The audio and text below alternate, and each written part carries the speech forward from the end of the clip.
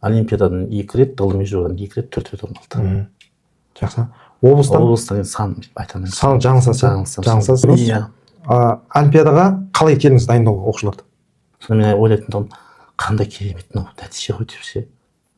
Сөйтіп мен де дайындықты бастап кеттім. Оқушыны сіз қалай таңдап аласыз? Бірінші орын. Енді ол анау жаңа олимпиаданың вирусы жұғады деген сөз ғой, сен сұрап тұрған менен, иә. Ол енді мынау мұғалімнің қолынан келе бермейтін нәрсе. Енді өзіңізде келіп қалдыңыз, олимпиадада дайындаудың жалпы бірінші мынандай жоспарын бөлісіп кетсек, қалай бастау керек, этаптарға бөліп түсіндірсеңіз. Бірінші мектеп бағдарламасын бітіріп алу керек. Сонда 8-ші класстың оқушысы 11 сыныпқа дейін бітіру керек па? Одан кейін Greenstown Taylor 3 томдық. 3 томдық. Оны бітіргеннен кейін не болады?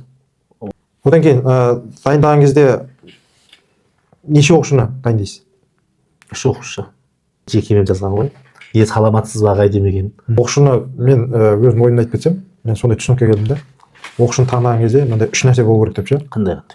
Ол біріншісі, олимпиадада ұл балалар мықты болып келеді, бірақ не деді? 3 күн мен жұмысқа келмей қоямын ше. Орнымай қалса ше. Мектепке ше. Онда сіз олимпиадаға ауырады екенсіз ғой. Жатып алдым. 3 күн жатамын ше, меңзеңдеп ше. Енді шаршап кеткен кезде ше, істеймін. Шаршап кеткен кезде биология пән мұғалім болсам ба, болмасам ба деп ойланып жүрген ше. Соларға биология келсең, мұғалім болсаң, мынандай нәтижеге қол жеткізесің дегенге не айта аласыз өзіңіз? Үйреніп алу үшін не керек ол? Әртіс болу керек негізі. Әртіс болу керек. Таза әртіс болу керек ше. Әртіс болсаң сен үйреніп аласың деп өзіңіз. Физика, биологиядан сабақ бере алмауы мүмкін? Физика мен химикті биологиядан сабақ бере алмайды олар. Биологтар беріп кетуі мүмкін. Себебі ішті тартып тұрғанда не үшін? Білмеймін ғой, сол не үшін екен. Жаңа қол алжығаннан ба, 45 минут ішімді тартып тұрғанмын, сабақ өтіп ше. 45 минуттан кейін ше мен врачтың оқуына түспегеніме мен Құдайға мыңдай рахмет дейін ше. Неге? Саламатсыздар ма, құрметті әріптестер? Мен есімім Нұрғали Серікбайұлы. Мұғалім жолы атты подкастымыз көптен күткен, біраз уақыт болмай қалды. Ол белгілі себептерге байланысты, бірақ ең бастысы жалғасып жатыр. Және бізде бүгін қонақта Кенжебек ағай, подкастқа қош келдіңіз. Рахмет. Өзіңізді толық таныстырып жіберсеңіз біздің әріптестерге, көрермендерге. Мен Жұмашев Кенжебек Нұсқабайұлы, Созақ ауданы Тәкен Әлімқұлов атындағы мектеп-интернат лицейінде биология пәнінен сабақ беремін. Еңбек өтілім 32 жыл. Кенжебек ағай, біраз тәжірибеңіз бар екен. Демек сіздің біраз көргеніңіз бар, біраз жасағаныңыз бар, жұмыстарыңыз, еңбектеріңіз бар. Демек сіздің өмірлік тәжірибеңіз біздің мынау жастарға немесе кез келген тәжірибедегі мұғалімге өте пайдалы болды деп ойлаймын. Ең бастысы мынадан бастасақ, жалпы қай жерде болса да адамның мысалы үшін қазір не істеп жатсын, оны емес, сіз не істедіңіз, қандай нәтиже көрсеттіңіз, не нәтижелеріңіз бар, неге жеткенсіз, сол арқылы бізді бағалайды адамды, кез келген адамды. Немесе мұғалімдер де мысалы жұмысқа тұрып жатқан кезде не істейді? Резюме сұрайды. Резюмеде не істегенсің, қандай жетістіктерің бар деп сұрайды ғой. Тура осы сұрақтан бірінші қойсам сізге, сіз жалпы осы қандай оқушыларыңыздың және өзіңіздің қандай жетістіктерге жеттіңіз? Соларды бір шетінен есіңізге түсіріп айтып берсеңіз.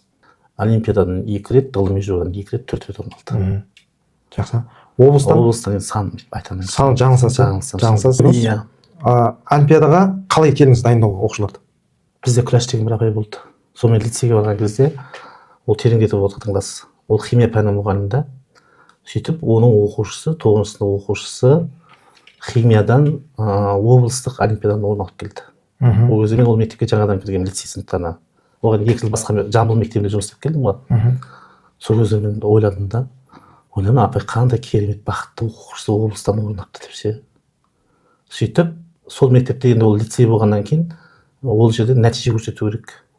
Не қойылады, талап, талап қойылады. Бірінші ғылыми жоба болсын, ол кезде ғылыми жоба емес, ол кезде ғылыми жобаның аты Кіші ғылым академиясы деп аталатын тұғын. Ол кейін ғылыми жобаға ауысып кетті ғой енді. Сөйтіп сол кісінің бір оқушысы химиядан олимпиададан орын алды, бір оқушысы республикалық Кіші ғылым академиясынан орын алды. Ол кісі пенсияда ғой енді, Күләш Дүйсенова деген. Соны мен ойлайтын тұғым, қандай керемет мынау нәтиже ғой деп ше. Сөйтіп мен де дайындықты бастап кеттім. Яғни сондай сұрақ болады ғой, қашаннан бастап дайындаймыз дейді. Мысалы көп мұғалімдерде сондай сұрақ болып жатады. Мен оқушым жаңағы неге өтті дейді, аймақтыққа өтті дейді. Сол аймақтық өтті, мен соны қалай дайындаймын дейді. Мен қашан болады аймақтық десем, уже 1 аптадан кейін, 1 аптадан кейін болады дейді. Соны қалай дайындаймын дейді. Немесе мысалы үшін облыстыққа өтті дейді. И облыс бір 2 апта, 1 ай қалған кезде уже ойланып жатады да дайындықша. соған қалай қашаннан бастап оқушыны дайындау керек, соны бір ретімен жүйелеп айтып берсеңіз. Облыстық олимпиадаға енді сентябрьде сабаққа келгеннен бастап олимпиадаға уже дайындай бастау керек қой. Болмайды, кешігіп қаласың. Сентябрьден бастау керек, иә. Аптасына неше рет, неше сағаттан деген мынандай аптасына мынандай уақытта мен дайындаймын деп айтпаймын ше. Кезінде дайындағым қалай дайындадық біз ше? Соны айта беріңіз. Кезінде түстен кейін мектепке шақырамыз, сағат 3-ке шақырамыз или 4-ке шақырамыз, содан 6:30-7-ге оқушы дайындаймыз. Аптасына еш күн? Аптасына кейде 3 рет, кейде 4 рет. 3 рет, 4 рет. Кейде үйге шақырамыз. Егер ол дайындық болмай қалады ғой енді. Ол кезде үйге шақырып демалыс күндерде дайындаймыз. Жақсы, бұл сұрақ біраз жауап алды деп ойлаймын. Яғни қашан бастау керек, нешінші сыныптан бастау керек? Яғни кемінде 8 жас. Енді төменгі 7-6 сыныптан да сабақ беретіндер бастай беруге болады. 7 сыныптан бастаса 7 сыныптан сабақ беретін классына. Қазір мысалы жасөспірімдер олимпиадасы бар. 7 мен 8-де. Биологиядан кәдімгі, иә. Енді соған 7 класстан бастап дайындауға болады. 5 пен 6-та жаратылыстанудың олимпиадасы бар қазір. Уже ертең басталады ол. Жаратылыстану пәндерінің олимпиадасы. Сонда шындығында келгенде 5-тен бастап дайындалған дұрыс сияқты ғой. 5-те басқа мұғалім беретін болса, сол дайындаса, одан кейін 7-де басқа мұғалім ол дайындаса, 8-де маған мен дайындасам, сонда маған оңай түседі ол нәрсе. Енді мынандай сұрақ бар тағы, ең көп қойылатын сұрақ. Бұл жерде жаңағы оқушыдан нәтиже шығару, ол оқушыға да байланысты. Оқушыны сіз қалай таңдап аласыз? Бірінші орын оқушыға байланысты, саған емес. Өйткені бізде бәрімізде теориялық білім бар ғой. Негізі орын алатын оқушы өзі қызығып оқу керек қой. Соны қалай таңдаймыз енді? Қалай білеміз? Енді ол мынандай ғой, енді кейбір оқушы мысалы барлық сабақтан 5-ке оқиды да. Барлық сабақтан үздік ол. Ол действительно шындығында барлық сабақтан керемет оқиды. Мысалы енді сол оқушыға барлық мұғалім таласады. Иә. Мынаны математика мен аламын дейді, биология мен аламын дейді, химия қай жеңгенін соны тартып алады ана оқушыны ше. Бірақ ол оқушының сол пәнді жақсы сүйе ма, жақсы көре ма, оған ешкім қарамайды. Кім көндіреді? Кім көндіріп, кім мықты болады, кім беделді болады, кім сөз өтеді, сол тартып алады ана оқушыны, ол менікі деп. Ол жерде ол оқушы мүмкін тарихты қызығатын шығар. Мүмкін ол құқықтануды жақсы көретін шығар сол пәннен. Тарихқа қызығады, мысалы сіз биологияны аламын мен да, ол одан ешқандай нәтиже көрмеймін соңында. Енді не істейміз енді осындай мәселе болса? Сондықтан біз оқушы таңдағанда жаңылыспауымыз керек қой. Сол енді жаңылыспау үшін қандай белгілеріне бір-екі, мысалы үшін мен басқа да мұғалімдерден, әріптестерден сұраған кезде, мысалы олимпиада жақсы дайындайтын мұғалімдерден сұраған кезде, сіз оқушыны қалай таңдайсыз дегенде, бір мұғалім мынандай айтқан еді, ол методикасы басқа да. Ол айтады, үздік оқушыны таңдамаймын дейді. Неге дейді? Себебі ол оқушы барлық пәннен 5-ке оқуға тырысады дейді да. Сөйтеді де сіздің сабағыңызға, мысалы олимпиада дайындыққа уақыт талап етеді ғой. Материалдарды қарау керек, жаттайтын жері бар. Оған уақыт азайып қалады дейді. Сөйтіп, сондықтан мен таңдамаймын дейді. Сондықтан мен қандай оқушы таңдаймын дейді? Жаңағы класста бүйтіп көп адаммен араласпайтын. Ол да бар, иә. Мінезі тұйықтау, ешкіммен сөйлеспейтін. Жаңағы өзін былай көрсетті, былай не алмайтын. Бірақ сабақ жақсы оқу керек дейді. Мысалы биологияны жақсы біледі, бірақ басқа пәндерден мықты болмауы мүмкін дейді. Бірақ сіздің биологияңызды ұнатады дейді. Жаңағы көп общительный емес, тұйықтау, сондай оқушылар таңдаймын дейді да, сондай оқушылардан шығады екен деп, ол өзінің тәжірибесін бөлісіп алады. Жақсы, иә, дұрыс. Олимпиадаға айтатынмын негізі. Себебі бізде олимпиада дайындаған кезде өзімнің тәжірибемде де жаңағы материалдар көп, танысуың керексің, ол уақыт керек. Одан кейін көп оқушылар айтқанын істемейді. Жаңағы айтқанын істейтін оқушылар тәртібі бар да, мысалы тәртіп дегенде мынаны оқып кел десең оқып келеді. Сөйтіп таңдаймын дейді да. Олимпиадаға дайындайтын кезде енді 8 класста сабақ бере бастайсың ғой, сол кезде оқушылардың сабақ айтады ғой, енді сабақ айтқан кезде кейбір оқушылар андай жүйемен айтады да сабақтар ғой. Анда кейбір оқушылар басына бір шығады, аяғына бір шығады, ортасына бір шығады. Ана жүйемен айтатын оқушы ше кәдімгі. Ол уже сол пәнді жақсы көреді деген сөз. Түсінікті. Енді бағана біз жеке әңгіме болды, сол кезде сіз не айтып қалдыңыз. Бұл жерде дұрыс сіз айтасыз, жаңағы оқушы бірінші орында, иә, олимпиадада. Бірақ мұғалімде сол олимпиаданың фанаты болу керек деген сияқты, жаңағы ауыру керек деген сияқты айтып қалдыңыз да. Бұл қаншалықты әсер етеді?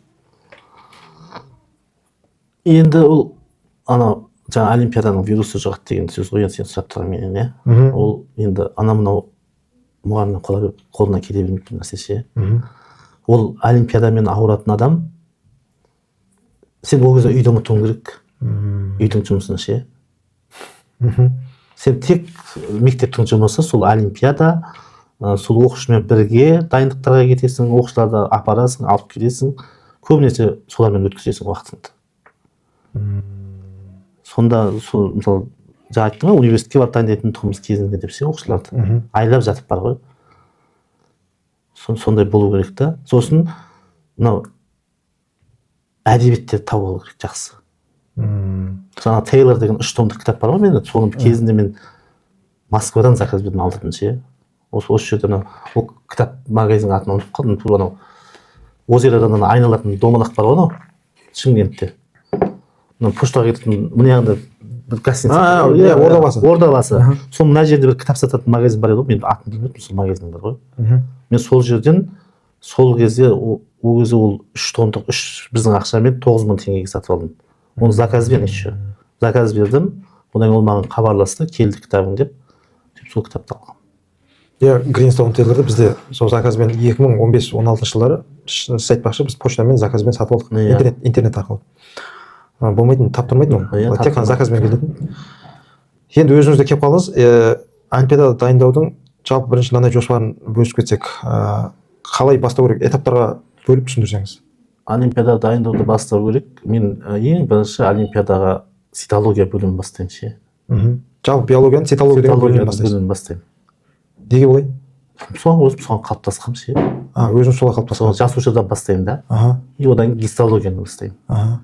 Одан кейін барып, жаңа цитология, гистологияны бітіріп алғаннан кейін, гистологияны өтіп жатқан кезде уже бар ғой, мен нені қосамын ол кезде ше. Өсімдіктердің анатомиясы мен физиологиясы ше. Одан кейін омыртқалар, омыртқа зоологиясы. Одан кейін барып генетика. Енді мен сұрайын жатқан сұрағым мынандай негізі. Бірден сол қандай оқулықтарды пайдаланасыз? Бірден жаңағы Greenstone Taylor'дан бастап. Мектеп бағдарламасын бастаймын. Мектеп бағдарламасы жақсы өсе болмайды ғой. Бірінші мектеп бағдарламасы. Енді ол енді әр мектепте мынандай ғой, енді сен былай түсіндірсем кетеді саған. Бізде енді тереңдеткен сынып болғаннан кейін бізде биология 4 сағат оқытылады. Ал 4 сағат, ел басқа мектептер ол биологияны 2 сағат оқиды. Кезінде сондай болған енді ше. Айттым 30 жыл сондай болып келді деп ше. Биыл өзгертті. Сосын 2 сағат еще спецкурс бар. 6 сағат болды ма? Ол 6 сағаттың өзі тағы да раздельный. Сонда менің оқушыны дайындауға мен былай да былай сабақтың үстінде ше. Мүмкіндік болады. Қосымша сабақтан тыс сізге уақыт жетеді оқушыны дайындауға уақыт жетеді маған ол кезде ше. Сонда негізі оқушыны дайындағаныңызда кемінде бір аптада 6 сағат жұмыс жасау керек болып тұр. 6 сағат биология өтіп тұр ма сонда? 6 сағат жұмыс жасау керек болды. Сонда мысалы 8 класстан бастап дайындасаңыз, 9 класста ол оқушыңыз нәтиже шығарады. Сондай ма? Иә, шығарады. Так, бірінші мектеп бағдарламасын бітіріп алу керек. Сонда 8 класстың оқушысы 11 сыныпқа дейін бітіру керек па? Былай ғой, 8 класста мысалға ше, жаңа мен цитологиядан бастаймыз деп айттым ғой. Мысалы 8 класста цитологияны өз бірінші тақырып өз жасушадан басталады ғой, иә. Сол жасушаны өтемін ғой. Енді мен қолданбалы курста 2 сабақ бар емес па? Сол 2 сабақта мына жасушаны тереңінен оқытамын мынаны ше. Қосымша қаншама материалдан беремін. Микроскоппен жұмыс жасайсың. Тәжірибелер жасайсың. Плазмолиз, диплазмолиз деген құбылыс бар ғой. Соларды көрсете береді. Сен плазмол жасқа қарамай негізі бар ғой. Пияздан. Иә. Пияз өңінен. Мен бұрын ең бірінші университет бітіріп келген кезде оқушылардың ортасында құрбақан сойып көрсеткенмін ғой. Айтамын да. Құрбақан қандағы сол кездегі көз алдыма елестетші ше. Иә, менде тәжірибемде болды ол. Бір аш сабақта ма бір неде көрсеткен тұғым. Сол күлкім келеді. Сөйтіп, жаңа практикасында бірге алып жүресіз. Тек қана теория емес, егер практика мүмкіндік болатын болса, жаңағы көрсетесіз. Мүмкіндік болады. Пиязбен, жасушаны ұлпасын көрсетесіз деген сияқты. Плазмолиз. Оқулықтар бойынша қандай оқулықты пайдаланамыз дейді. Көп мұғалімдер сұрайды, қандай оқулықты қолданамыз деген. Неге? Олимпиада дайындық. Мектеп оқулықтары ма? Жоқ, жалпы олимпиада дайындық. Ол белгілі бізге қазір мектеп бағдарламасы бойынша кәдімгі оқулықтар өзіміз қолданамыз. Иә. Мысалы 10 класстың биологиясы өте жақсы жазылған мысалға. Енді ішінде шамалы қателіктер болуы мүмкін. Былайша келгенде жаңағы сол Тейлорларда тақырыптар соның ішінде бар ғой, қазақша аударылған, байқайсың ба? Иә. Соның ішінде тұр ғой. Одан кейін Greenstone Taylor 3 томдық. 3 томдық. Оны бітіргеннен кейін не болады? Егер оқушы тура сол 3 томдықты оқып бітірсе ше, облыстан қиналмай орын алады. Облыстан орын алады. 3-ші орын болсын. Иә, алады, ол қиналмай алады. Оны енді сол Greenstone Taylor'ды қанша пайызға меңгеру керек?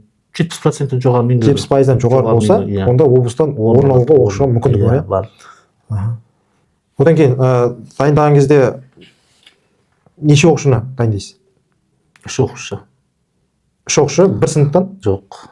8, 9, 10, 11, 4 оқушы дайындаймын. Бір оқушыдан дайындайсыз? Иә. Оны басынан бастап іріктеп таңдап алған оқушыңыз ба, жоқ? Іріктелгеннен кейін былай сүзіліп іріктеп алған оқушыларды таңдаймын. Басынан қалай басталады? Енді мен 8 класстағы алған оқушым келесі 9 болмай ма? Сол 11-ге дейін аламын. Мына жақтан қосыла береді. Келесі жылы енді ана 8-9-ға өткен кезде 8-ге оқушы келмей ма? 8-ден алып анаған қосам, 4-тен отырғызып, 4-тен бірге дайындалады отырып. Сондай не бар? Мысалы үшін сіз осы қашаннан бері жалғыз оқушыдан дайындап келіп отырсыз әр сыныптан? Бұрыннан сондай. Себебі мынандай нәрсе бар да, мысалы үшін конкурент жоқ та? Конкурент жоқ, оқиды, бірақ амал жоқ. Соны қалай оқытасыз сонда? Мен негізі біреулер айтады, ойбай, біз 3 оқушыдан дайындаймыз, соның ішінен біреуін алып барамыз дейді. Дұрыс па? Сенің сөзің соған келіп тұр ғой енді. Мысалы 8 класста мен 3 оқушы дайындаймын, иә? Бар, иә, 8 класста 3 оқушы дайындаймын. Мысалға, ол мен өйтіп істемеймін, сенің енді сұрап тұрған сол ғой. Сол 3 оқушы дайындағанда, сол 3 оқушының ішіндегі мықтысын алып барам деген сөз айтып тұрсың ғой, иә? Себебі анау конкуренция создавать ету үшін, құру үшін. Себебі бәсекелестік. Бәсекелестік ол мен оған қарамаймын. Оған да қарамайсыз? Қарамаймын мен оған. Мен өйткені ана оқушыны алдым ба, болды, сол оқушыны дайындаймын. Енді қараңыз, сондай қиындықтар болады да, ана оқушы дайындалмай қояды. Мысалы қалай ойлайды, мен мектептен мен бір өзім барам, конкуренция жоқ та. Ал егерде ең болмағанда бір қарсылас болса, анадан озуым керек, мектептен шығуым керек деген сияқты ой болады ғой. Енді ол жерде соны енді сізде егер бір оқушы болса, қандай қиындық болады деп сен мынандай түсініп тұрсың ғой, қазірше бүкіл пәннен олимпиадаға қатысама, бүкіл пәннен олимпиада бар ғой, қазақ, тарих, анау мынау, енді сен оқушының бәрі жан жақтан бұған тұра алады ғой. Оқушы жетіспеушілік болсын да? Оқушы жетіспегенде жақсы оқушыларды таңдап алады ғой. Соны мен 3 жақсы оқушыны қайта таңдап тартып аламын. Мына мен олимпиада дайындаймын деп алып қоймаймын ғой. Жоқ, егер сізде сондай мүмкіндік болса, бірақ 2-3-еуін қатар дайындаймын. Иә, қатар дайындауға болады. Сен бұны айтып жатқан себебім бұл тәжірибеден ғой. Осындай ғылыми жобаны дайындаған кезде айтты да, ешқашан бір оқушы алмаңыз деді. Жаңа 5 оқушы алыңыз деді.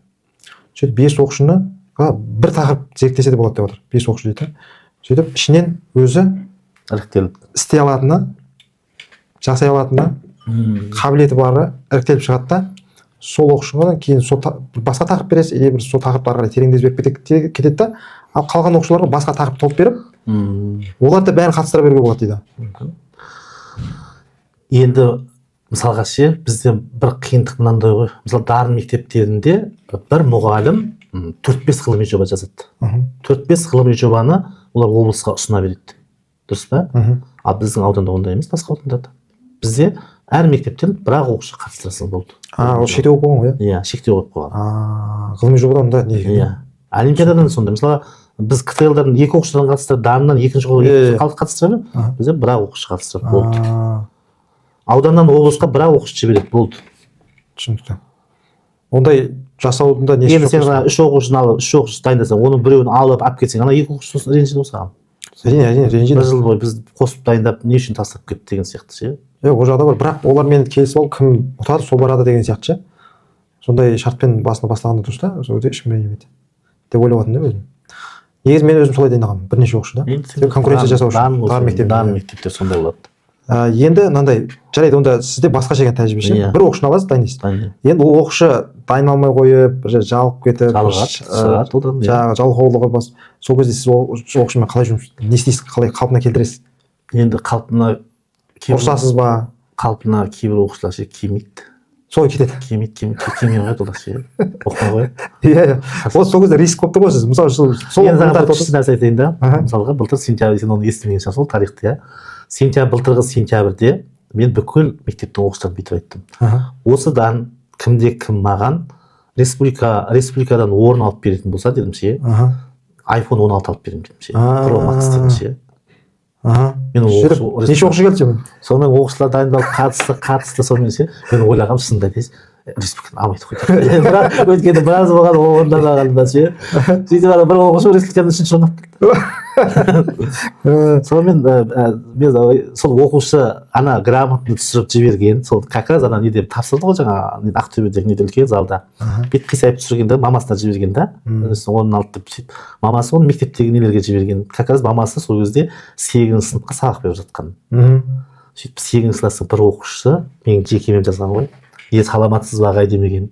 Ағай енді айфон әпересіз бе деп. Сіз солай оқушыларға жаңағы мотивация беру. Мотивация беремін. Мысалға мен жылда облыстан орын алып келген оқушыларға мысалға 20 мың теңгеден, 10 мың теңгеден ақша беріп отырамын. Яғни оларды ынталандырамын. Стипендия деген сияқты жаңағыдай. Оны еще апталықты беремін ғой. Апталық биология, химия апталығы болады ғой. Көпшіліктің алдында жариялап. Осындай орын алып келді облыстан. Ауыл олимпиадасынан орын алған, облыстық олимпиададан орын алған, облыстық ғылыми жобадан орын алғандардың барлығына ақшалай сыйлық беремін. Жақсы екен бұныңыз. Енді айфонды 25 май мамыр күні неде соңғы орында тапсырдым. Жақсы. Енді мынандай сұрақ, Кенжебек ағай. Сіз неше жылдан бері дайындап келесіз? Ұл балалар мен қыз балаларды екеуін дайындадыңыз, дұрыс па? Ұл балды болды, қыз балды болды. Болды. Енді сіз өзіңіздің түсінігіңізде, тәжірибеңіз негізінде қандай ұл ма, қыз ба? Қайсысы мықты олимпиадада? Олимпиадада ше негізі ше менде олимпиада көбінесе қыздар алып отырды. Қыздар ма? Иә. Мен ұлдардан тек қана Тұржанов Арман ғана алды. Ғылыми жобадан Өмірзақ деген алды. Болды. Қалған бәрі қыздар. Қыз екен. Себебі оны мен не үшін сұрап отырмын? Себебі менде ұл балдар болды да, олимпиадаға қатысатын оқушылар, нәтиже көрсеткен ұлдар болды. Қыздар да қатысты. Кейін мен бір сапарда КТЛ-дың бір директорлермен бір неде бір вагонда жолығып қалдық. Сөйтіп әңгімелесіп жатыр. Олар енді олимпиаданы білесіз олар. Олимпиада олардың уже несіне кіріп кеткен. Содан сұрадым да мен, қалай ойлайсыздар, ұл балалар дайындаған қыз ба деген кезде, ол кезде бүйтіп салыстырып өзінің тәжірибесін айтты. Мен бірінші дайындағаным не деді, қыз бала болды дедім. В общем, ол айту бойынша ұл бала мықты дейді. Олимпиадада ұл балалар мықты болып келеді, бірақ не деді, жаралыстану пәндері бойынша именно біздің биологиямыз, химия, математикадан ұл балалар мықты болып келеді деді. Ал гуманитариядан қыздар мықты болып келеді деді. Соның ерекшелігін байқағанда сөйтіп айтқан тұғын да. Сізде тек менде ұлдардан шынымды айтайын, Сүлейменов Марат деген ғылыми кіші ғылым академиясынан орын алды, Тұржанов Арман олимпиададан орын алды, одан кейін Өмірзақ Еламан деген ғылыми жобадан орын алды. Қалған үшеуі ғана болды. Одан кейін бір Мәди деген оқушым дайындадым, бірақ ол орын алған жоқ. Қалған бәрі қыздар. Онда сізде қыздар еңбекқор болады негізі, бірақ ше. Қыздар еңбекқор болады. Олар жаз деген жазып кетеді, сіз деген сіз біледі ше. Айтқан істейді. Айтқан істейді. Айтқан тыңдайды, яғни ережеге бағынады. Сонысы жақсы қыздар. Енді мынандай, мысалы сондай жағдайлар болады. Мысалы өзімнің басымнан өтті. Оқушыны дайындап келеміз, мотивация береміз, қызықтырамыз. Мысалы сентябрьден бастап дайындалып келеміз. Сөйтеміз де оқушы мысалы үшін нәтиже көрсетпей қояды облыстан. Сөйтіп сол оқушы психологиялық тұрғыдан сынады. Көбінесе өзімізді сынамыз ғой біз. Оқушы өзімді сынап, мен сол 3 күн мен жұмысқа келмей қоямын ше. Орнымай қалса ше. Мектепке ше. Онда сіз олимпиадаға ауырады екенсіз ғой. Жатып алдым. 3 күн жатамын ше, меңзеңдеп ше. Онда қыз қуатқан сіз оқушыңызға қарауға шамаңыз. Оның жаңағы мені травмалаған өзім жатамын. Сол бірақ оқушыдан сұрағам, сендерге сол не болды ма деген барып ше сұрамайды екен. Сұрамадыңыз. Кейбірақ сөйлесесіз бе негізі? Сөйлесем ғой енді. Соны айтады, осында қиын болды, бәрі болды, ондай болды деп айтады. Сұраймын ғой енді, қай жерден кеттің екен деп ше. Жоқ, сол оқушы ары қарай кейін жалғастыра ма? Жалғастырады. Қанша пайыз жалғастырды? 100% жалғастырды мен. Бір тоқтап қалған жоқ қой. Тоқтатпай мен қайтадан биыл алмасаң келесі жыл тағы да аласың деп ше. Бірақ алғызамын әйтеуір ше. Бірақ алдын ала мен мысалы үшін сондай болды, менде ауыр болды жүрекке. Жаңа сіз айтасыз ғой, 3 күн тұра алмай қалдым. Оңай емес, оны білеміз. Себебі жұмысқа келмей қоямын ше. Ешкіммен сөйлеспей қоямын сосын ше. Оны сіз мен жақсы түсініп тұрмын да, себебі үйден сөйлеспей қоямын ше. Қызық екен. Менде де басым өтті қанша. Жаңа дұрыс, өзімізге ауыр болады. Қатты тиеді ана. Себебі қанша уақыт бөлесің, энергия, соны ойлайсың, армандайсың. Дұрыс па? Содан мен басында мынандай болды ғой. Жаңа оқушым мысалы 9 класстан барады бірінші. Сол жерде жаңа нәтиже болмай қалады, ана оқушы сол күйі өшеді. Өшкенде қалай? Не только биология, мақұл биологияны біраз біліп қойған. Иә. Басқа пәндерді де оқуды тоқтатады. Өзіне келе алмай ұзақ уақыт жүреді, әр оқушының несіне байланысты. Содан ары қарай олимпиадаға беті бармай қалады да. Содан кейін мен андай неге келдім да, алдын ала дайындайтын болдым психологияны. Қалай? Оқушыға айтамын, жақындап жатқан кезде мен басынан бастап айтпаймын, мен 2 аптаға қалған кезде айтамын. Пәленше олимпиада сен жеңуге де жеңілуге де дайын бол деймін да. Ол біздің ойлағанымыз бола бермейді. Иә, бола бермейді. Сен енді мықты оқушы болып қалуың мүмкін. Мысалы үшін сен тапсырып жатқан кезде сен көңіл күйің, денсаулығың, басқа нәрсе факторлар әсер етуі мүмкін. Мысалы сен оқығанда зат келмей қалса, сен төмен алып қалу мүмкінсің дейді да. Сондықтан ол сен жеңілуге де дайын бол деймін да. Бірақ қанша сондай оқушылар болды, тастап кеткен оқушылар болды. Кейін 1 жылдан кейін қайтып оралғандар болды. 3 күн емес, 1 жылдан кейін. Енді бұрын мынандай қиындық болды ғой, сен есіңде ме, есіңде емес пе ше? Мен айттым ғой, облыстық олимпиадада ол кезде 3-ақ орын беретін тұғым. Дұрыс па? Қазір оңай орын алды. Себебі қазір қатысқан оқушының 45%-ына орын береді. Сондықтан оқушыны жақсылап дайындасаң ше, болмады дегенде 3-ші орын алып келді. Облыстан ше. Енді келесі сұрақ мынаған ауыссақ, олимпиаданың форматы бойынша. Осы соңғы 4-5 жыл қателеспесем, біраз форматтың өзгерісі болды, иә? Болып жатыр, иә. Мысалы, барлық сыныпқа бірдей материал беретін ше? Береді, иә. Бол баяғыдан келе жатқан нәрсе ғой. Алдын 9-шы сыныпта басқа еді. 9-шы сыныпта материал бітетін баяғы. 9-ға 20 сұрақ берсе, 10-ға 25 қылады, 11-ге 30 қылады, аяғына 5 сұрақтан. Тестінің өзі тапсырмалар да сөйтетін тұғым. Аналарға 5 тапсырма берсе, аналарға 7 тапсырма, аналарға 9 тапсырма сөйтіп қосатын тұғым. Енді тапсырмалардың несі бойынша жылда соңғы 4-5 жылда алып қарайтын болсаңыз, тапсырмаларда қалай болады, қандай баға бересіз оларға? Тапсырмалардың сапасы негізі бар ғой. Қазіргі тапсырмалар қайта бұрынғыларға қарағанда жеңілдеу сияқты ма деп ойлап жүрмін. Осы ішіне қосады, мектеп бағдарламасының көп сұрақтары бар ғой. Ал бұрын международный олимпиаданың материалын алады дағы қоя салатын тұғым. Иә. Бұрын олимпиадаларды ше. Кейбір сөздерді мен өзім білмеймін, оқушылар ғой, шындығын айтайын. Оқыған кезде не сөз деп бар ғой. Форматында оқушыны не талап етеді? Тек қана мысалы білім емес қой, білу емес қой, ол жерде логикаға да бар деген сияқты. Теория тест болады бізде, білесің өзің. Негізі бізде лаборатория жұмыс жоқ қой. Лаборатория жұмыс жоқ әлі? Әлі жоқ. Химияда бар мысалға ше. Білмеймін, лаборатория жұмыс қосады. Ал международный олимпиадада лаборатория қосады ғой. Негізі оқушыны мен өзім ойымды айтып кетсем, мен сондай түсінікке келдім де. Оқушыны таңдаған кезде мынандай 3 нәрсе болу керек деп ше. Қандай? Ол біріншісі міндетті түрде есте сақтау қабілеті. Жақсы болу керек. Есте сақтау қабілеті, мысалы пайызбен айтатын болсақ, кемінде 70-80%, 90% өте жақсы. Екінші нәрсе ол логикалық ойлау қабілеті, яғни ойлау қабілеті жақсы болу керек. Ол да 70-80-нен жоғары болса. Үшіншісі еңбекқорлық. Міне осы 3 қасиет қабілет табылатын оқушы осы міндетті түрде егер де дұрыс жоспар бойынша дайындық болатын болса нәтиже шығару болады.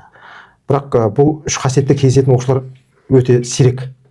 Мысалы, еңбекқорлық өте жоғарыда, бірақ логикасы онша болмайды кейде оқушылар. Есте сақтау қабілеті кейде не болып қалады? Есте сақтау қабілеті төмен болып қалады, бірақ өте еңбекқор жаңағы қайтпайды. Жазу, сызу, жалықпайды, уақытын бөледі. Бірақ жаңағы не болып тұр. Ал енді керісінше логикасы мықты оқушылар келеді жолға да. Бірақ жалқау істемейді жаңағы. Берген тапсырма орындамайды деген сияқты. Жазбайды, сызбайды, кітапты ашпайды. Я бар ғой. Сіз осыған қалай қарайсыз? Сіз тағы қандай қабілет? Негізі мына жерде мен бүйтіп ойлаймын да, егер оқушыны ше, бізде енді кейде өзімізде тірлік болып қалады ғой. Мысалы, сондай кезде оқушы дайындалмай қалады. Өзіміздің жұмыстармен кетіп қаламыз, оқумен кетіп қаламыз кейде ше, 2 апталық курстарға кетіп қаламыз мысалға. 3 айлық курстарға кетіп қалған кезіміз болады, 9 айлық курсқа барған кезіміз болды мысалға ше. Ондай кезде егер оқушы шынымен олимпиадаға шынымен жақсы көретін болса, ол оқушы өз жақ дайындала береді ше. Түсіндің бе? Енді қалай біз оны жақсы өткіземіз енді, соны айтыңызшы. Енді білмеймін, ол оқушы мен өзім мысалға мектепте жүрген кезде шынымды айтайын. Мен мектепте жүрген кезде шындығында келгенде 2 пәнді жақсы көрдім ше. Қандай пәндер? География мен биологияны. Сол мұғалім болып кетсіз ғой, иә? Сол 2 пәнді мен күнде оқып барамын, ана 2 сабақты ше. Соны жақсы көрдіңіз. Не себеп болды соған? Жайдан жай болмайды ғой. Мен қызық сол сабақтар болды. Сол сабақта қызық болды ма жай? Иә. Бірінші сабағынан бастап қызып кеттіңіз бе жоқ? Кәдімгідей картаны мемлекеттерді жаттап, астанасымен жаттап, карталап ана мемлекеттерде картадан іздеп үйде отырған кезде жаңағы ағаларымызбен картаны бір бірімізге жасырып ойнайтын едік қой, ондай ойын болмаса еді, болған жоқ па? Мен географиядан жақсы болмай ондай болмады енді. Кәдімгі сайдың үстіне бір бірімізге картаны оқып ана мемлекет бүйтіп тығып қойып бір жерде бір бәлені тап деп бір бірімізге сондай қойып отыратын тұғынбыз. Сабақта да сөйтетін, бір бірімізге картадан жасырып отырамыз мысалға ше. Сіз сонда география мен биологияны өзіңіз жақсы көргеннен оқыдыңыз иә? Енді менге басқаша, мен мұғалім үшін оқығанмын негізі. Сол мұғалім. Мен негізі медицина облыста мен медик боламын деген ғой. Бірақ бірінші сыныптарымда соны құлап қалдым. Тапсырып Алматыда. Одан құлағаннан кейін республиканский медколледж бар ғой. Оған тапсырдым. Оған барған кезде мен қазақ группасы бітіп қойған емтиханды орыс группасына тапсырды. Орыс группасы изложение жасады ғой. Мен алдын барғанда изложениені айтып жүрдім. Ішінде оқып береді. Бір Коперник туралы бір астрономда бір сондай еді менің есімде қалғаны. Барсам 2 деп тұр. Одан басқа. Бұдан кейін менің көрмеген мед болсын деген соң. Осы келдім де 1 жыл дайындалғансың осы география биологияға ше. Не мақсат болды ол кезде? Маған оған түсу керек болды, иә. Неге түсу керек болды? Оқуға. Оқу деген мамандық маңызды емес па? Мамандық маңызды ғой, мен енді өзім ойлап қараңыз, медицинаға түсе алмай жаңағы колледжден химиядан құладым. Құлап келген екен. Анадан химиядан құладым. Неден? Медицинадан. Ол кезде емтихандарды тест емес қой, емтихан. Ауызша билет, есеп деген сияқты ғой. Химиядан құладым ба? Ана медколледжге барғанда республиканский медколледж ол кезде медучилище тұғым ше, аты. Изложениеден құладым. Одан химиядан өттім дағы изложениеден құладым. Содан кейін медицинаны жаптыңыз. Жаптым медицинаны. Жоқ, мен одан да өзімнің шамам келетін, осы жақсы көретін осы 2 пәнімге дайындаламын дедім ше. Мұғалім боламын дедім. Мұғалім боламын дедім ше. Сөйтіп келесі жылы түсіп кеттім. 1 жыл дайындалдым. 1 жылдан кейін барым да өзім түсіп кеттім. Қайда оқыдыңыз? Алматыда. Алматыда? Абай атындағы қазақтың педагогикалық университеті. Сол кезде институт ғой. Түсінікті. Енді онда сізге мұғалімдік жағынан сізге сұрақ қойсам, сізде басында қиын болады ғой бәрі, мұғалім бастаған кезде тәжірибе жоқ, жаңағы оқушылармен қалай жұмыс істейсің, қарым-қатынас бәрі қиындықтар болады ғой. Иә, қиындықтар болады ғой. Сол есіңізге түсіріп бірінші жылы қандай болды, қалай өткіздіңіз? Мен бірінші жылы Балсу деген жерде Жамбыл мектебі бар. Жамбыл атындағы мектеп. Сөйтіп мен сол жерге, ол кезде мектептің жанында интернат деген болатын тұғым. Әр мектептің қасында 20 балаға, 25 балаға, 100 балаға үлкен совхозда ше, қасында шопандардың балдарынан алған интернат болатын тұғым. Мені жіберген кезде жаңағы мені бір ставка жаңағы сол интернаттың аға тәрбиешісі қылып жіберді. Тәрбиеші оқыдыңыз. Плюс енді ауылда да бір-ақ класстан болады ғой. География пәнінің мұғалімі қылып жіберді. Сонда мен 6, 7, 8, 9, 10, 11 географиядан сабақ бердім. Одан кейін бір ставка жаңағы не істедім? Аға тәрбиеші болып істедім. 20 оқушыға ше. Одан кейін мен барған кезде жұмысқа тұрған күні химиядан беретін апай давление ауырды дағы, ол вообще жұмысқа шықпай қалды 4-5 ай. Сөйтті мен географиядан, химиядан, биологиядан сабақ бердім. Сол мектепте. Мен оны барған кезде тәжірибеден ешқандай қиналған жоқпын, себебі оқушылармен кәдімгі жұмыс істеп кеттіңіз ба? Оқушы саны өте аз. Ең көп дегенде ең көп оқушы 12-15 оқушы бір класста. Кейбір класстарда 7 оқушы, 5 оқушыдан да болатын кезде болды. Сондықтан ешқандай мен оқушыларды басқару, оқушылардың алдында шамалы сескеніп қалу деген нәрсе болған жоқ. Оның үстіне мына жаңағы Абай атындағы педагогикалық университет бар ғой, сол практикасы өте мықты болатын тұғым. Біз кәдімгі мектепте, мысалы, 1-ші курстан бастап мектепке апарады, 4-5 курста 2 ай, 5-ші курста 4 ай мектепте кәдімгі мұғалім болып сабақ өтеміз. Сол мектепке апарып кәдімгі артыңдан қаншама адам отырады сен сабақ өткенде ғой. Сол мектептің мұғалімдері, завуштары, университеттен апарған өзінің мұғалімің бар жаңағы. Бәрі қадағалап сізді. Ананы көргенде сен сабақ өте алмай қаласың, сен қаншама адам отырған кезде артыңда ше, студент кезінде. Онда сіздер жаңағы студент кезіңізде қазір қысы дайындайды. Қазір мен біздің уақытымызда 2002 жылдың басы ғой, 2003, 2004, 2005, 2006. Ол кезде біз бір рет қана практикаға барамыз. Ең соңғы 4-ші курста 3 ай болдық. Ал қазіргі кезде бірақ жүйе өзгерген. Қазір бірінші тоқсаннан бастап жібереді. Бірінші курстан бастап. Пассивный деп келеді. Кейін барып екінші курс, үшінші тоқсанда уже кәдімгідей активный сабақтар өтіп үйренеді. Сонда қазіргі нәрсе бұрын сіздер уақытында болған екен. Болған иә. Сонда айтып тұрмын ғой. Сонда мен 120-ші мектепте отырдым мысалға ше. 4-5 ай практикада болдық. Кәдімгі сабақ беріп бара, алғашында сабақтың соңында тұрасың. Кейін мұғалімдер айтады, сабақ өтесің, уже дайындалдың. Мына тақырыпқа дайындала бер, алдына да тақырыпты беріп қояды. Соның өзі көрнекілігін жасап, сол сабаққа дайындала бастайсың. Түсінікті. Келесі сұрақ, сіздің группаластарыңыз барлығы мұғалім болып кетті ма?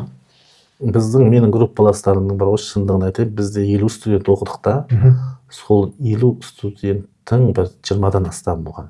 Қалғандар мұғалім емес? Жоқ, 30% келмеді. Енді келесі сұрақ. Сіз осы 32 жыл тәжірибеңіз бар, 32 жылдан асып жатыр. Осы 32 жылда сізде бір мұғалімдікті бір тастап кеткіңіз келген кездер болды ма? Жоқ. Мүлдем болған жоқ, мұғалім тастап кетсе өліп қалатын сияқты шынымен ше. Ондай жоқ, тастап кетемін деген миымда бір не болмапты, ой болмапты. Даже ана мектептен мен мынандай нәрсе болды, осы Назарбаев мектептері ең болса ашылып жатты ғой. Сөйтіп мен Алматыға қыдырып бардым да жазда. Семьямен қыдырып бардым дағы, сол нені хабарландыруды естідім. Ол мектептің номері де есімде қалмапты. Алатаусый район ба әйтеуір. Бір мектепті 25 майда жауып тастаған. Ол мектептің орыстарын түгел таратып жіберген. Сөйтіп сол мектептен Назарбаев мектебінің алғашқы несін ашамыз деген. Сөйтіп сол жерде жаңағы не болды? Жаңағы конкурс болып жатыр екен. Мен сол конкурсқа қатыстым, барып жазда. Өзім барып Алматыда босқа жатқанда конкурсқа қатысып қалай болады екен деп. Сөйтіп ана конкурста мен өттім. Сөйтіп мен біз Алматыға ауысатын болып келдік. Алға келген кеткім келмейді ғой. Оя қайта звондайды телефонмен ше. Не болды, қашан келесіз ба, не болды, орныңыз әлі деген сияқты. Ой, бармаймын деген соң әрең құтылғансың ғой. Сонда мен өзімнің мектебімнің өзінің нағымай қылған бұл сол мектебіңіз өзіңіз қимадыңыз иә, сол кете алмадыңыз иә. Жұмыстан шығып кетіп былай тұрсын, басқа жерге мұғалім болып баруға да не жоқ. Өзім сол мектебімде әбден ондай ой мүлдем болған жоқ. Мүлдем болмаған. Енді бұндай ой қандай жағдайда келеді негізі? Мұғалім жаңағы жұмысынан береке таппаған кезде дейміз ғой қазақша. Нәтиже көрмеген кезде, қиын болып қысым болса, әріптестермен қарым-қатынас жақсы болмаған кезде, соның бәрінің әсерінің жиынтығынан келеді ғой негізі ше. Онда сізде бұндай нәрселер болмаған? Жоқ, болмаған мен. Енді мысалы мынандай нәрсе бар ғой. Мен өзім сондай бір мұғалімдер олимпиадасына бір олимпиадаға қатыстым қалалық та. Сөйтіп жаңа олимпиададан тапсырып шықтық та, кейін жаңағы нәтиже шығамын дегенше біз күту керек қой. Сөйтіп асханаға кірсем, кірген кезде жаңағы менімен бірге тапсырған бір мұғалім, ер мұғалім да, екеуміз тапсырдық, ер мұғалім қалған әйелі бар. Сөйтіп екеуміз отырып қалдық та, сөйтіп ол кісімен әңгімелесіп қалдым, танысып, Қазығұрт ауданынан екен. Сол кезде сондай әңгіме болды, енді мектеп туралы әңгіме болды сол кезде. Ол айтады да, мектеп басшылығы дейді, мысалы директор, егер де мұғалімдердің нәтижесіне мән беріп, оны елеп, бағалап жатса дейді, мұғалім жанат дейді, одан үміт деп. Бізде сондай болды дейді. Жаңағыдай жұмыс істедік дейді, кәдімгідей. Нәтижелі болып жатты дейді, ғылыми жобалар, мен республикаға шықтым дейді. Кейін жаңағы апайымыз не болды дейді, директор пенсияға шығып кетті дейді, оны басқа біреу кетті дейді. Ана келген жаңа басшының мүлдем шаруасы жоқ дейді. Дұрыс айтады. Сөйтті де біз де тастай салдық дейді ғой. Істемей қойдық дейді. Мұғалімге басшылық қолдау көрсетсе, ол мұғалім жан түріп істейді ғой. Ал мен өзім қолдау көрсетуден емеспін ше, маған әрбір завучым, әрбір кез келген директор маған қолдау көрсетіп отырады. Мен мысалға оқушыны дайындыққа алып кетемін деймін, жібереді. Сабағымнан босатады десе, босатады. Яғни сіз айтасыз, былай жасау керек деген, сізбен келісіп істейді. Қолдау міндетті түрде болу керек дейсіз ғой? Қолдау керек, ол қолдамаса болмайды ғой, ондай нәрсе ше. Ол кезде сенгізсеңдемей қалады ше. Жоқ, жаңа адамның несінен енді мұғалімнің өзінің бойында да ше не болу керек қой, шындығында енді ше. Мысалы бір мұғалімдер биыл алады да орынды. Болды, одан кейін орнамай қойды. Ол енді орынды алып, жаңа аттестациясына келіп грамота алса болды. Мақсат сол болып тұр ғой? Мақсат сол болып тұр ше. Түсіндің ба? Ол екі келесі жыл жоқ, ол маған жетеді осы. Мақсатқа байланысты да ол жерде. Деген аттестацияға керек, соған нәтиже керек. Қазір айтып отырсыз, дұрыс. Аттестацияға жаңағы оқушылардың олимпиада нәтижесі еленеді, дұрыс па? Ескеріледі. Тынбай істеу керек қой, тынбай. Содан да шаршайсың. Шаршайсың ғой шындығында. Иә, ол да жұмыс жалғасын, не қыласын. Сөйтіп жалығып шаршап кеткен кезде не істейсіз? Қайтып ораласыз. Жаңа түсіндік, енді олимпиададан жаңа орын болмаған үшін жатып қаласыз, қайтып келе бересіз. Енді шаршап кеткен кезде ше, істеймін. Шаршап кеткен кезде мен ше негізі мектептен кетемін ғой отпускаға, иә. Сол отпускаға демалып келемін. Демалып келгеннен кейін ше біраз күнге дейін мен ше неғып жүремін жаңағы ше. Уже мойным жар бермей анаға кіргім келмейді да ананың ішіне. Жұмысқа ма? Жаңа олимпиадаға ғылыми жобаға ше. Екі иығымнан жар бермейді да жұмысқа кірісуге бар ғой ше. Оған бір кірістің ба кетесің қарғат одан кейін. жоқ сол қалай кірсеңіз енді не істейсіз сол өзіңізді қамшылайсыз ба өзімді қамшылаймын отырамын. или бір басқа бір мотивацияласыз ба бір жоқ, ештеңе мотивациядан өзі бір күні өзі уақытысы келеді ол маған ше, өзі сондаймын мен, сондай адаммын ше. Жүремін ананы бастау керек деп оқушыларға да айтып қаламын, қашан бастаймыз кейінгі деген сияқты. Оқушылар дейді сен андай болып тұрасың, оқушылар кетіп кетеді, оларда не алады ше. Сөйтіп өзіміз бір күні айтып қойдық, жоқ бұл тоқтату керек, бастау керек деп бастап кетемін ше. оны бірақ нақты айта алмайсың, неге? Айта алмаймын. Неге екенін, қалай, қаяқтан күш энергия? Сол энергия или ана уже жазда демалып келгеннен кейін уже неғын келмей қала ма жаңағы. Андай жұмысқа бетің бармай тұр ғой. бетің қайтып қалады негізі. Уже біліне бермейді олар ғой. Энергия алып қояды ғой. Түсінікті. Өйткені ше ғылыми жобаға да дайындайсың, олимпиадаға да дайындайсың, өзіңнің жаңағы тағы да қаншама конкурсымыз бар өзіміздің ше. Авторлық бағдарламаға қатысасың, тағы да олимпиада, мұғалімдердің олимпиадасына қатысасың. Қазір енді сізде негізгі қарсыластар мысалы үшін облыста дарын мектептері ғой. дарын мектептер ме? Сол сіз айттыңыз жаңағы біреулер дайындайды, бір жыл көрінеді де жоғалып кетеді. Ал тұрақты түрде сізде бір бәсекелесіп келіп жатқан бар ма? Мынау Кентаудың биыл бар ғой. Мен өзім жюри боламын ғой. Көбінесе ше. Сол кезде мына Кентаудың биылдың оқушылары ше, мықты олар ше. Олар мен оларға беремін оны ше. Өйткені жюриде мен отырамын ба, ол ертең республикадан орын алып келмесе ше, өзі менде не болады да жаңағы. Спрос. Мен өзім оқушым қатысып жатса да мен оқушыма бірінші орын бермеймін ше. Енді қарайсың ғой несіне, жұмыстарына. Мен бірақ жіберген оқушыларым бар, орындап келеді республикадан ше. Енді көп мұғалімдер осы олимпиаданың оқушыларына нәтиже көрсеткісі келеді да. Соларға не кеңес бересіз? Ол мұғалім қандай мұғалім болу керек? Нәтиже шығара алады. Оқушысы олимпиададан результат көрсету үшін ол мұғалім қандай ойы қандай болу керек, не істеу керек? Ол бар ғой ше. Ол ана күнделікті ол сабақ, ол олимпиадаға вообще қатысы жоқ. Шындығында енді ше. Ол күндік сабақты маған өтіп кете береді. Ол олимпиадаға жаңа дайындайтын мұғалім бар ғой, бірінші өзі дайындалу керек қой. Мен кіруім керек мына нәрсеге деп ше. Егер өзі білмесе ол қайтып оқушы дайындайды мысалға ше. Харди Байымбек заңын есеп шығармаған мұғалім оқушыны қайтып дайындайды. Айтшы. Бірінші мұғалім өзі оқушымен қосылып дайындалу керек қой негізі бар ғой. Немесе оқушымен қосылып дайындалсаң өзің күшті біліп кетесің ана жерде бар ғой. Енді қараңыз, осы жерде сондай болып тұр да, мұғалімдер ойлайды, өзінің біліміне сенімсіз. Сөйтеді да мен білмеймін, қазір енді сіздің айтқаныңыздан да біз үшін ойлайды да, мен білімсізбін, демек мен вообще мүлдем өмірде дайындалмайды екенмін деп ойлайды оқушыны. Оларға не айтасыз? Жоқ, ода биологияның білімі бар, бұрыннан келе жатқан. Кішігірім білім бар ғой, енді соны алға дамытып кетті ғой, өзі оқушымен қосылып дайындалса. Оқушымен бірдей дайындалса. Мысалға кезінде мысалға қарашы, ұбт-ға дайындадық оқушыларды, иә. Мысалы, ұбт-ның сұрақтарын мысалға ше, кәдімгі жаңа қазақша айтқанда жаңа пістеше шағатын болдық қой соңында ше. Сұрақты айтып жатқан кезде жауабын айтып ше. Дұрыс па?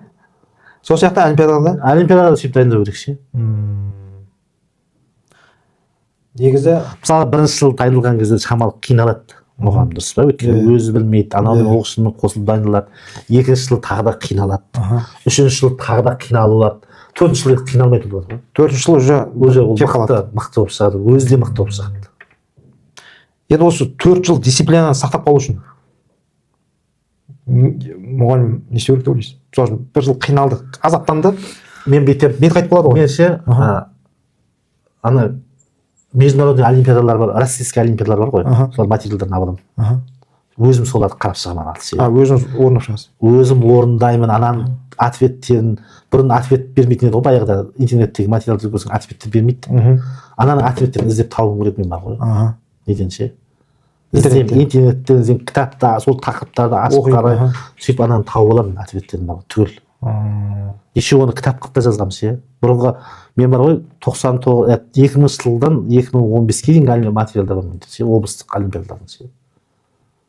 Солардың бәрін дайындап шығарған жауаптарым бар ғой. Өзіңіз сол жауаптармен шығып, өзіңіз жұмыс жасағансыз. Иә. Сол кезде сіз білесіз де қалай дайындау керек, оқушыға не үйрету керек? Иә, білемін да, уже ана тапсырмаларды уже мынандай тапсырма. Мен ана сабақ өткен кезде айтамын ғой, оқушылар сабақ оқыған кезде ана суретке мән беріңіз деп ше. Сурет ол тегін қойылған жоқ қой, жерге сурет неғып қойды ол жерде. Сол суретке қарауымыз керек біз деп. Суретке қарау керек қой. Суретпен жұмыс істеткізу үшін оқушыға сыздыртасың міндетті түрде. сыздыртпай мен келіп бүйтіп қаратып ана талқылатқызамын ананы ше. Бір деген не, мысалы бір сурет бір сан нені көрсетті мысалға, дұрыс па? Енді алмасын митохондрия дейді. Митохондрияның оның қызметі не, құрылысы не деп сияқты ана әр санды суреттің анасы түгел талқылап тұрған. Түсінікті. Енді жаңа басында айттыңыз, ешқандай жоспарсыз олимпиаданы дайындап бастап кеттім. Бір шетінен кеттім, жаңа жасушадан бастадым, цитологиядан деген сияқты. Мұғалімдер ойлайды да, менде олимпиада жоспары жоқ дейді. Олимпиада жоспары болса, сол олимпиада дайындық оңай болып кететін сияқты көрінеді да. Сіз жалпы жоспарды айта аласыз ба былай? Мысалы, мынанша айда мынаны деген сияқты ма, мына жылда мына бөлімдерді өтіп біту керек деген сияқты. Жоспар болғанда ше енді мынандай ғой, ана мен ана бір олимпиада дайындықтан баяғы бір не шыққан андай методичка ше жаңағы. Иә, нұсқаулық шыққан ше. Тақырыптар берілген. Иә, сол жерде пайызбен көрсетіп қойған ғой. Қай бөлімнен қанша пайыз тапсырма келетін. Иә. Мен соны алдым да, сөйтіп қарасам цитология 25% деп қойған, иә. Есіңде ме? Иә, молекулалық биология бар. Иә, молекулалық биология, цитология, молекулалық биология 25% деп қойған. Ең көп неде соны беріп қойған. Арғата 7%, 5%, 2%, зоология бір нәрсе пайыз беріп қойып қойған, иә.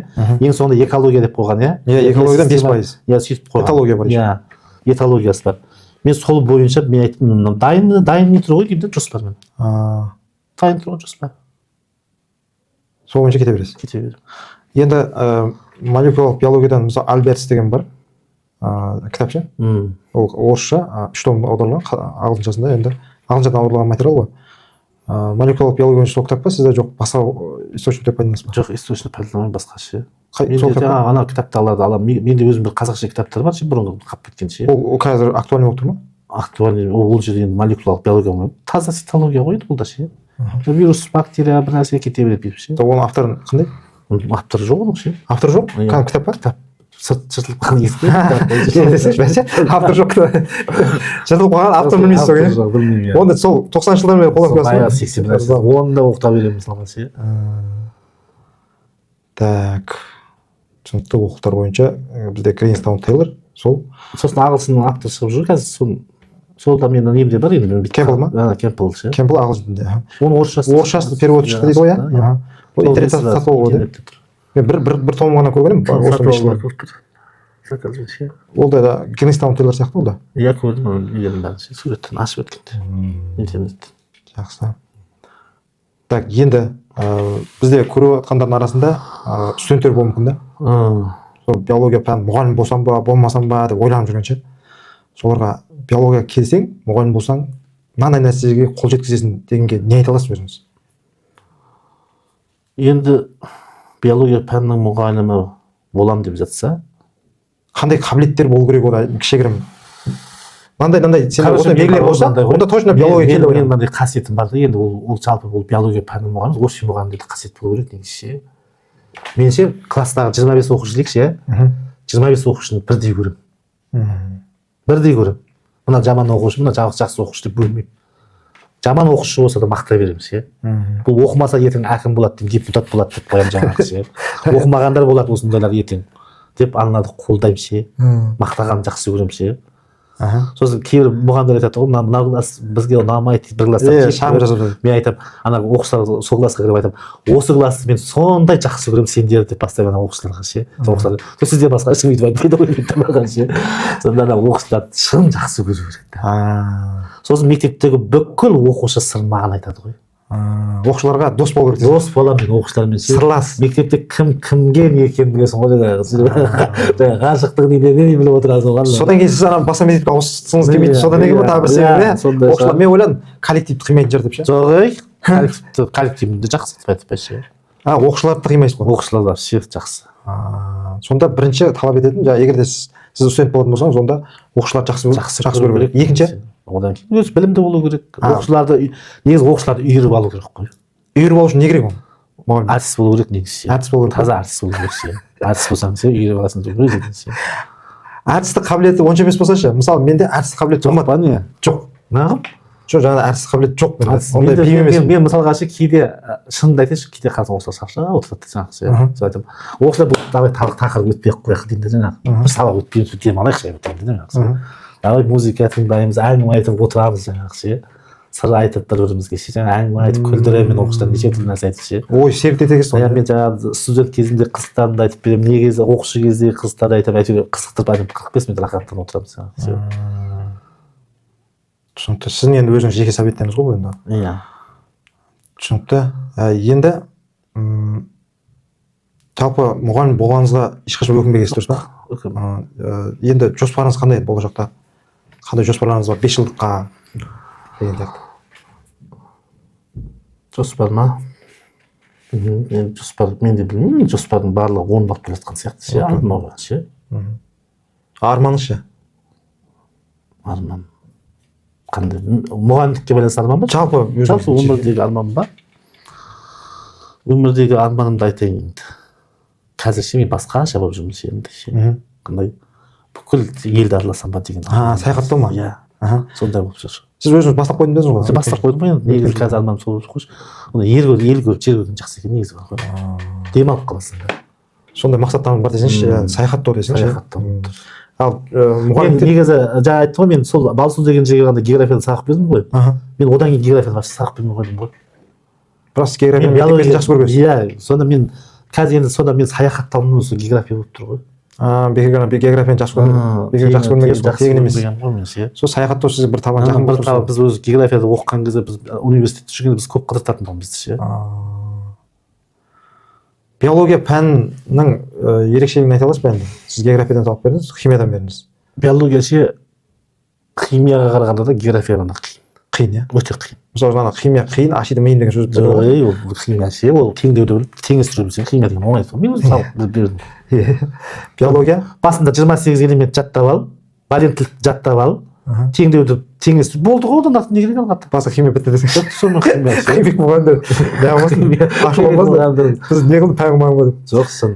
Биологияның қиындығы ода ше физикада бар, ода химияда бар, әдеппен. Ода ше математикада бар. Білмейсің ба? Математикада бар қазір. Биологияның өзінің ойбой анау нелер жетеді. Сонда биолог мұғалімдер ол жай мұғалімдер болмай тұр ғой. Ол сайенс деген бар ғой. ертең жаңа ғана пәнде қосылатын болса бар ғой. Ол сағат биологтар алады ше. Физика, химиядан сабақ бере бересің оны ше. Физика, биологиядан сабақ бере алмауы мүмкін. Физика мен химиктер биологиядан сабақ бере алмайды олар. Биологтар беріп кетуі мүмкін. Себебі оларда бар олар. Физикада бар бізде, химияда бар, математикада бар, бәрі бар бізде. Міне биологияның ерекшелігі осында болып тұр ғой. Қиын, өте қиын. Сондықтан қиындығы да сондай болып тұр, иә? Қызық әрі қиын ғой. Енді бір не айтпасаңыз, бір сондай қиын болған бір сабағыңызды есіңізге түсіріп көрсеңіз бір. Бір не істеңіз білмей қалып, тығырыққа тірелген. Қиын. Жақында ғана нәрсе болды осы. Мен Астанаға сабақ өттім, үздік педагогқа қатысып ше. Енді қысты айтайын. Ойбай, Астанада 8-ші мектеп деген мектеп бар екен. Бізге мен понедельник күні сабақ өттім. Бірінші күні сабақ. Енді мен оқушылармен танысу үшін олар пятница, суббота, воскресенье демалады ғой. Мен оқушы білмей понедельник күні барып тұрмын. Сонда қара мен барған кезде маған 8-ші сынып берді. Қайта мен маған 8-ші сынып түсті, оған қуандым.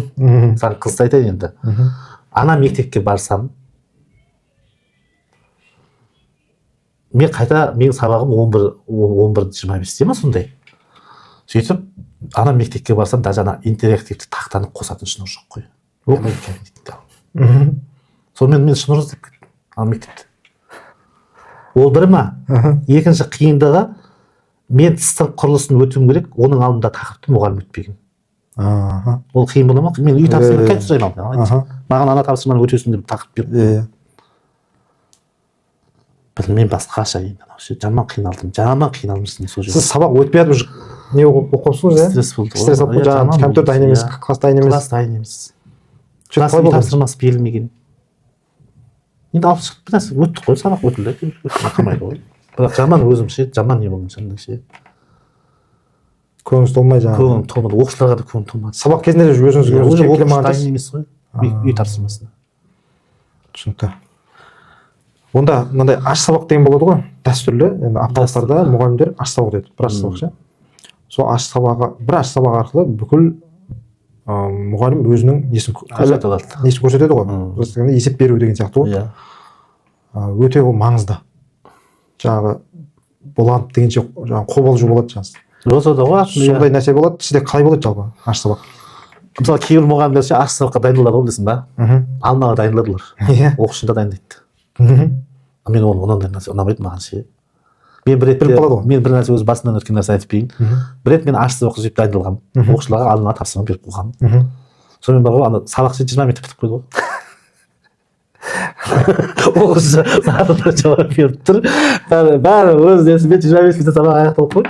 сөйтіп айтты неше мұғалім отыр ана жерде кірген? бес алты мұғалім отырып жүрген есімде же баяғыда ғой, енді есімде қалып кетті. содан сол айтқызып бұдан кейін оқушыны аш сабаққа дайындамаймын дегенсің ғой. сонымен не істедім білмеймін, ақырындап айттым, давай тақырыпты ашып артындағы нелерді орындаймын, сұрақтарға жауап беремін. ар жағы 15 минут өтпей қойды ғой ше.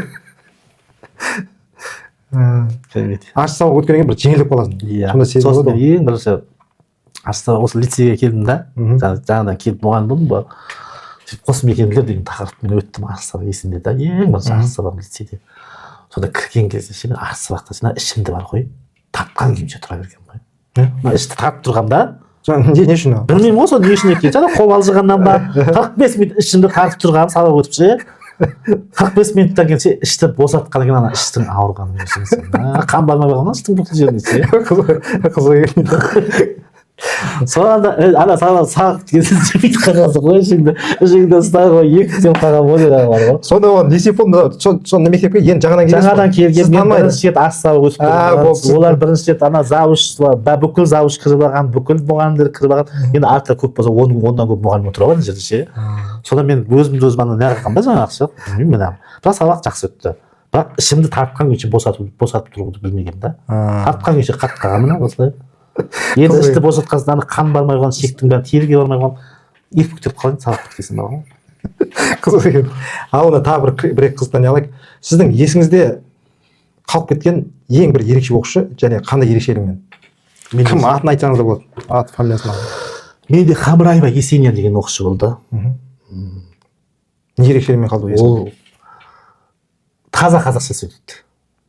қалай сонда? енді қазақ емес пе? ол шешесі орыс, әкесі тәжік. бірақ таза қазақша сөйлейді.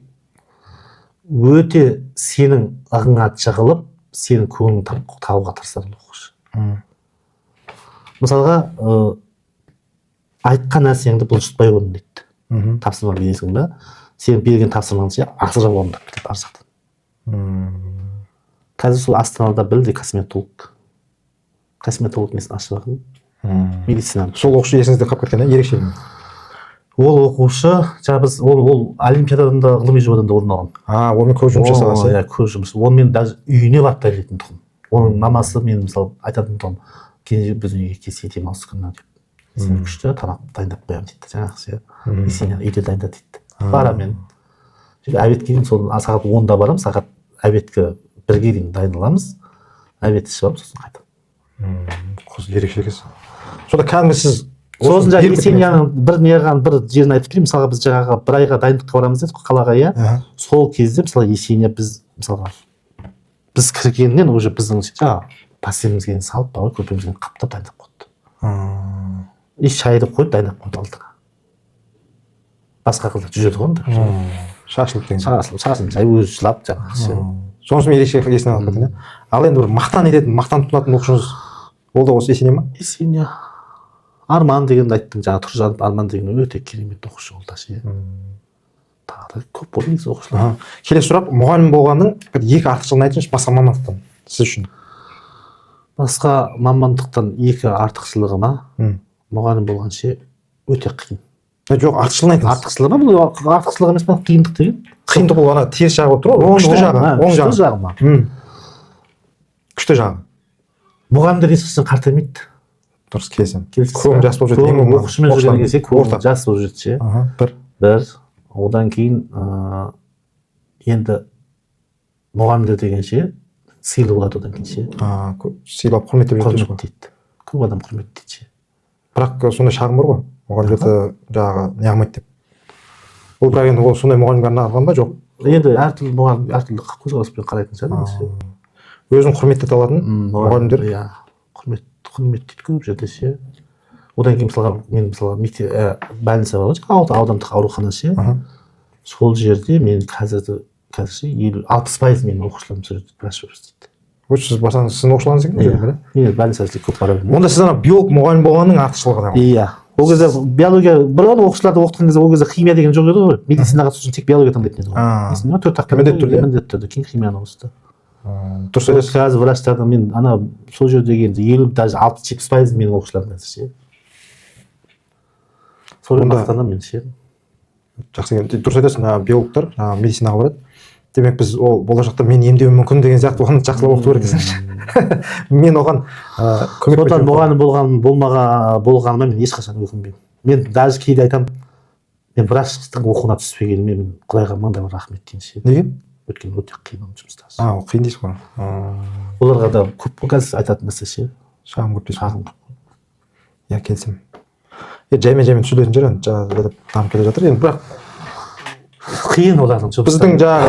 біздің де жұмысымыз қиын енді былайша. Біз соларға бақтап жүрмейміз ғой. Иә, біз жіберіп отырып қойдық. Врачтардың бәрін біз шығарып отырып қалтымыздан бар ғой. Бірақ мен өзім бұрын айттым ғой жаңа бірінші врач боламын деп ойлағам деп ше. Қазір врач болмағаныма шынымен қуандым. Біреулер айтады, сіз врач болсаңыз күшті врач болатын шығарсыз дейді да. Мүмкін деймін да, мүмкін күшті врач болуы мүмкін деймін да. Бірақ мұғалім болғаныма мен өкінбеймін ешқашан. Сен айтпақшы тастап кетемін деген ешқашан менің миымда ондай ой болмапты ше. Так, Кенжебай ағай, онда біздің сұхбатымыз аяқталып жатыр. Жалпы көрермендерге өзіңіздің тілегіңізді, лебізіңізді айтып жіберсеңіз, сонымен аяқтасақ. Ұстаздар көреді ғой енді бұл не көбінесе мына ұстаздарға айтатын тілегім, бірінші денсаулықтары мықты болсын әрқашан, екінші тәрбиелеп отқан шәкірттері биіктен көріне берсін, өздерінің аңсаған армандары орындалсын, оқушылары ғылыми жоба болсын, олимпиада болсын, жаңа ұлттық бірыңғай тесттен де жоғары жинасын. Жаңа біздің ұстаздар сонысымен мақтанады ғой, негізі бар ғой. Білім мен тәрбиені егіз алып қатар алып жүрсін жұмыстарында. Бақыт тілеймін бұларға. Ақшалар көп болсын әрқашан. Жүздерінен күлкі кетпесін. Тек алға биологтар. Жақсы, Кенжебай, сұхбатқа келісіп келгеніңізге рахмет. Сізге үлкен алғыс. Саған да рахмет көп шақырғаныңа. Сізге де өзіңізге денсаулық, жұмыстарыңызға табыс, оқушыларыңыздың нәтижесінен шабыт алып, солай жұмыс жасап жүре беріңіз. Басқа да әріптестерге тілерім сол, өздеріңіз шәкірттеріңіздің нәтижесінен шабыт алып, ләззат алып, сондай абыройлы мұғалім болып жүре бергеніңізге тілектеспін.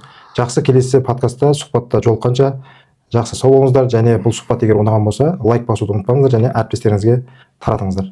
Жақсы сау болыңыздар. Шаршамадыңыз ба? Жоқ, шаршамадым. Жақсы.